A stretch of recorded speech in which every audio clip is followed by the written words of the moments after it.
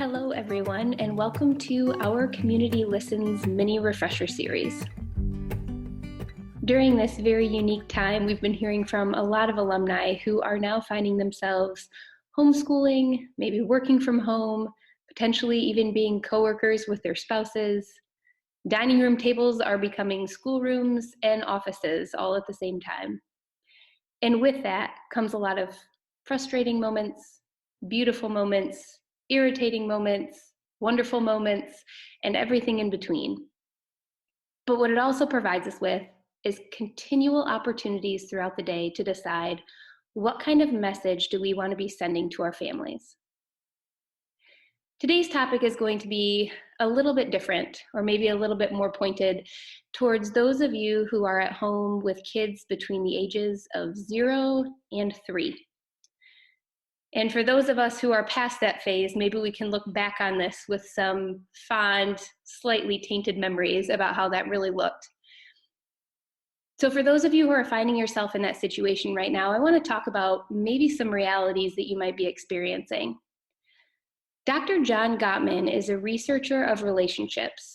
And when he started doing some studies of couples who had brought home a new baby, they found that 66% of couples who had a child from age 0 to 3 had a significant dip in their marital satisfaction, which I think is kind of an interesting phrase in and of itself. They found that couples during those first 3 years experienced a lot of discontent, more arguments, more irritations, just because of all the changes that were happening. And then you hear some of the recommendations on there right now for what you should do in those first 3 years to make sure that that doesn't happen, right? You should make sure that you and your spouse make time to go out for dinner together, which we can't do right now. They talk about how important it is to have alone time, that it's even worth maybe bartering with friends and family to do babysitting, which we also can't do right now. Now, I will say that if you are finding that you are at home with a baby that you know that you love and a spouse or a partner that you are super committed to and normally really love spending time with, but instead you're finding that you're irritated or discontent or feeling like you're alone even though you're together all the time, hopefully it will bring you some hope and comfort to know that you are not alone. That is actually a very normal part about going through those first 3 years when you first bring a baby home. There are a lot of challenges and shifts in dynamics that are taking place during that time. However, just because we acknowledge that it's tough doesn't mean that you're completely helpless in how you work through that situation. One of the other things that's really great is that research has also shown that there are some easy day-to-day things that you can do to continue building and maintaining that relationship that you have with your spouse and your partner. One of those is, are you able to empathize and listen while reserving judgment? Now, that's a lot of words, all in a couple of sentences.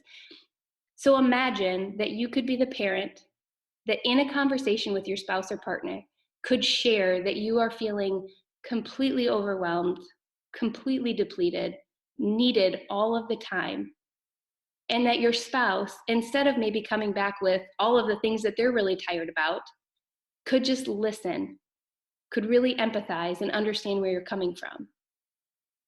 And then within maybe that same conversation, when they start sharing the fact that they feel disconnected and maybe neglected a little bit or kind of pushed to the side or not a part of everything, that maybe you could still create space in your heart and in your head to empathize with them in that moment. Just because you're both experiencing very different emotions or perspectives doesn't mean that either person's right or wrong. A lot of times, listening is what builds the connection. That's what builds the trust and rapport that is so critical in all of these relationships. The other thing is delivering personal recognition messages. This means, when is the last time that you have looked for something that your partner or spouse has done that you've appreciated and then actually verbalized them to let them know that? Maybe sometimes we fall into this trap in that early few years where we're keeping a tally of how many feedings we've done or how many diapers we've changed or how much laundry's been done. And when we do that, we create this kind of negative override in our brain where that's what we're looking for, right? Because we're trying to build our case for why we should be more tired than the other person. But instead, when we take the time to start actively looking for the things that our partner or spouse does that we appreciate and then share that, that goes a long way in creating a really positive environment.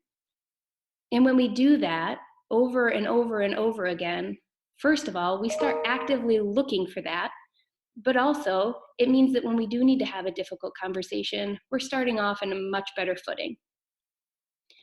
So for those of you who are at home right now with a child between the ages of 0 and 3, and you are there with your partner or your spouse just trying to get by, I would encourage you to take some time to just sit and have a discussion, whether it be about the emotions and things that you are feeling right now, your perspectives on what it means to be a parent at home in quarantine, or whether it's to have one room in the house where you can talk about anything other than the quarantine or having a child between the ages of 0 and 3.